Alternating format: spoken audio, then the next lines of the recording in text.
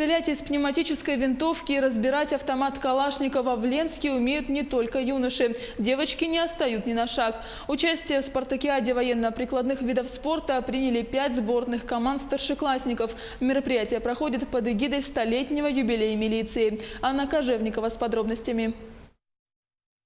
В бой идут не только мальчики. Девушки на первой линии огня, правда имитированной. В Ленске проходит спартакиада по военно-прикладным видам спорта среди старшеклассников. Организаторами данного мероприятия выступил Совет ветеранов ОВД и внутренних войск МВД России в Ленском районе. Первая спартакиада была проведена в 2010 году, но из-за отсутствия финансирования проводить ежегодно такие соревнования не получилось.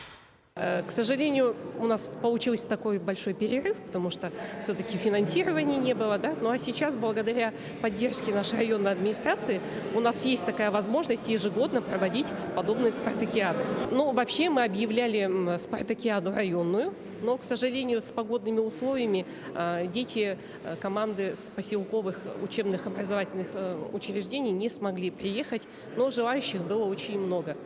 Спартакиада посвящена 100-летнему юбилею милиции. Их преемники, сотрудники полиции, приняли активное участие в проведении состязаний. Начальник ОМВД России по Ленскому району поблагодарил ветеранов за активную общественную работу. Ветераны Якутской милиции, посвятившие свою жизнь в службе органов внутренних дел, и сегодня остаются в строю и вносят посильный вклад, передавая свои профессиональные знания и богатый опыт, а также славные традиции молодому поколению, участвуя в организации и проведении спартакиады. Юным воинам нужно было собрать и разобрать автомат Калашникова, снарядить его в магазин, отстреляться из пневматической винтовки. Среди спортивных состязаний – челночный бег, силовые упражнения у девочек. Также в испытания входило оказание первой медицинской помощи. И эстафета – пришить пуговицу, забить гвоздь, почистить картошку. В завершении команды должны были показать номера художественной самодеятельности. Лично я в этом соревновании участвую в первый раз. Готовились заранее, все сложно было.